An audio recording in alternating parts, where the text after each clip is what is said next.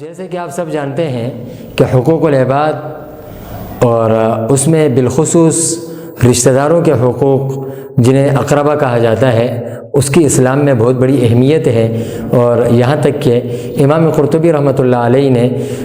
رشتہ داروں کے حقوق یا حقوق العباد کو واجب کا درجہ دیا ہے۔ لیکن اگر آپ کسی سے بات کرتے ہیں اور پوچھتے ہیں کہ بھائی آپ اپنے فلاں رشتہ دار کے ساتھ آپ کے تعلقات کیوں ٹھیک نہیں ہیں، تو اس کا عموماً یہ جواب ہوتا ہے کہ بھائی ان کا ہمارے ساتھ تعلقات ٹھیک نہیں ہیں، وہ ہمارے متعلق اچھا نہیں سوچتے، اور اس طریقے سے وہ ہمارے لیے اچھا ذہن نہیں رکھتے، تو اس وجہ سے ہم ان سے دور ہو گئے۔ تو دیکھیں، اصل بات یہ ہے کہ آپ غلط کر رہے ہیں۔ آپ علیہ الصلوۃ والسلام نے فرمایا، بخاری شریف کی روایت ہے، حضرت عبداللہ ابن عمر ابن العاص رضی اللہ تعالیٰ عنہ راوی ہیں، آپ نے فرمایا کہ لیس الواصل بالمکافی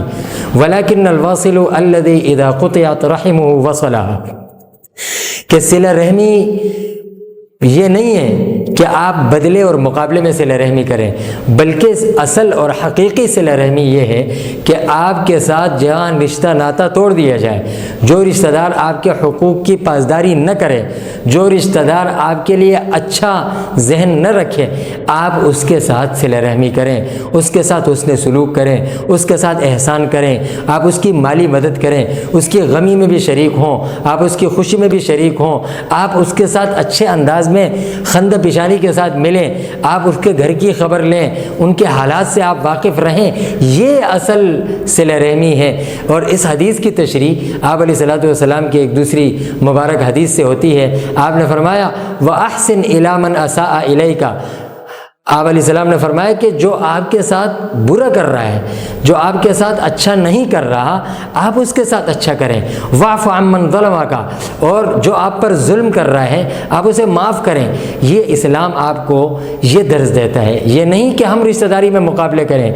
جہاں مقابلہ ہوگا وہاں رشتہ داری نہیں ہوگی، رشتہ داری وہاں ہوگی جہاں مقابلہ نہ ہو۔ اور پھر اکثر لوگ یہ بھی کہتے ہیں کہ یار ہم تو رشتہ داروں سے صلہ رحمی کرتے ہیں لیکن ان کے حالات کا ہمیں پتہ نہیں چلتا، مجھے پتہ نہیں تھا، مجھے معلوم نہیں تھا کہ آپ کے اوپر یہ مشکل آئی، آپ کے اوپر یہ تکلیف آئی، آپ ان حالات سے گزرے، مجھے پتہ نہیں تھا۔ تو معذرت کے ساتھ یہ جو مجھے پتہ نہیں تھا، یہ والی لاجک جو ہے نا، یہ اگر میں اسے کہوں کہ یہ شیطان کی سکھائی ہوئی لاجک ہے تو یہ غلط نہیں ہوگا، کیونکہ مجھے سب کچھ پتہ ہوتا ہے۔ مجھے پتہ نہیں تھا یہ تب ہوتا ہے کہ جب میرے اندر احساس نہ ہو، اور جب احساس پیدا ہو جائے تو پھر مجھے پتہ چل جاتا ہے۔ کیوں؟ اس لیے کہ احساس وہ رشتہ ہے کہ جس کو دستک کی ضرورت نہیں ہے، یہ بند دروازوں سے بھی پھر محسوس کی جاتی ہے، اور احساس یہ خوشبو کی طرح ہے، اس کے لیے دروازہ کھولنے کی ضرورت نہیں ہے، یہ بند دروازوں سے بھی محسوس کی ہو سکتی ہے۔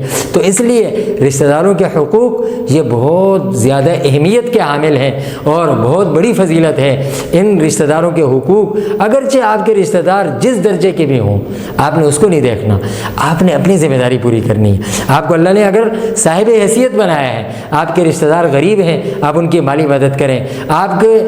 کو اللہ نے جانی قوت عطا فرمائی ہے، آپ کے رشتہ دار ضعیف ہیں، آپ ان کی جانی مدد کریں۔ آپ کو اللہ تبارک و تعالیٰ نے جو صلاحیتیں عطا فرمائی ہیں، رشتہ داروں کو جن جن چیزوں کی ضرورت ہے، آپ وہ اپنی صلاحیتیں اپنے رشتہ داروں کے لیے وقف کر دیں، لگا دیں۔ انشاءاللہ حشر کے میدان میں آپ سرخرو ہوں گے۔